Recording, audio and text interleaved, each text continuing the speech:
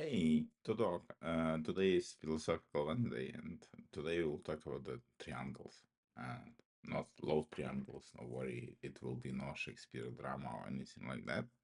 But, when I was much younger, and especially on the lead position, I just noticed that, it's extremely hard to go to the vacation. So I even start nervous when it was close and all the things because, you have so many dependencies and so many hidden knowledge that uh, you know uh, I haven't shared, and it's a big problem. The information flow and knowledge sharing and all other things. It's a big problem for the teams, and how to make teams more resilient. How to give team members the possibility to go to the vacation and do not worry that they are out and all other things.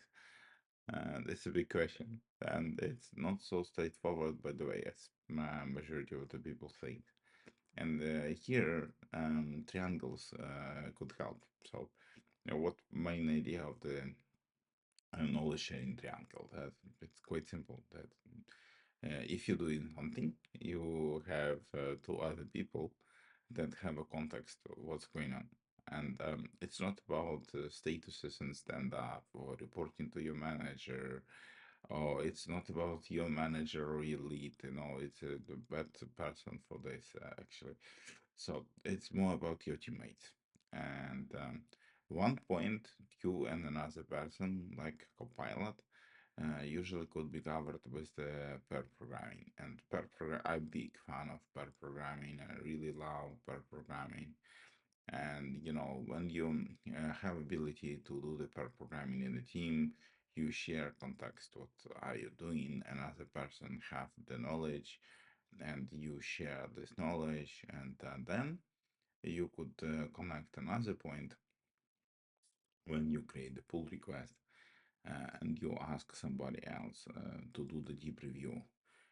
But it's a separate video how to do the review that have meaning, how to focus on the right questions on the review, and sometimes I even do this deep dive before the pull request, or try to write the meaningful description in a pull request and explain what kind of problem we had, what kind of challenges we faced, what kind of decisions we took, and all other things, because somewhere this knowledge should be captured. So the simplest way to build the triangle is just per programming with somebody, and make sure that other person that was not involved to the pair programming was the part of the code review. With code is simple. With the architecture, it's a bit more complex, because if you're working as a system architect, and maybe you're a single architect in a team and all of things, you also need to find the people and that actually will have ability to understand what you're doing, share the knowledge with them, make sure that they understand, try to validate your ideas and all those things. And yet another stuff that is really good uh, practice to have non-stable triangles. So no, you could not par with some guy forever and make him the victim and give him all your knowledge and all other things.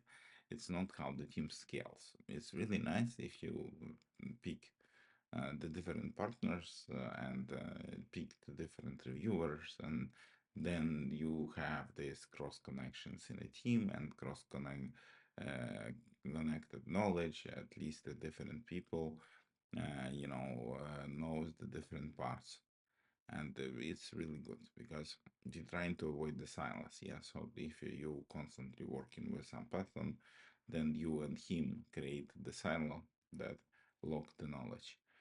uh, Another thing that really could help, yeah, for sure, is the proper documentation. But we all know how developers like to read the docs, and you could imagine that how they really like to write the docs. Yeah, so the documents are not so good. Actually, it's much better to rely on the people, and it's much better to spread the knowledge across the team and make sure that different team members actually you learn it, and different team members have a context. That's why triangles and this approach of involving at least two other people really make me much happier in my life, make me possibility to go to the vacation and do not worry about the things or get sick or whatever, because I'm always sure that somebody else are able to deal with some tough part of the code bases, or maybe some other things. And yet another thing is the development logs and decision logs, and some good how-to pages and all of the things. But about the documentation, we will talk about this in maybe next videos. But I love the triangles. I try to encourage the people in the team use the triangle approach in the development, because it's much easier to scale. So that's all that I was keen to share with you today. Choose.